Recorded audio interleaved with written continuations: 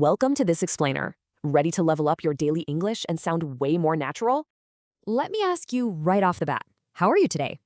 Most beginners default to the robotic I am fine. Let's swap that for some smarter answers. Okay, let's dive into this. Instead of I am fine, try I'm doing great. Hit that last word hard. Repeat after me. I'm doing great. Next up is phrase 2. I'm pretty good. This is a perfect, casual, everyday option. Notice the emphasis at the end. Try it out loud. I'm pretty good. Now, what's really interesting is this highly positive phrase, I'm fantastic. You gotta punch that middle syllable. Go ahead, say it. I'm fantastic.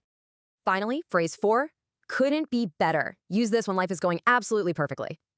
Hit that first syllable super hard. Repeat it with me. Couldn't be better.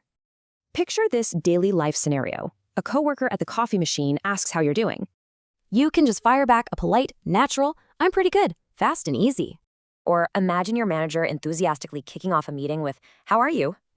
And this brilliantly illustrates keeping the flow. Just say, I'm fantastic. What about you?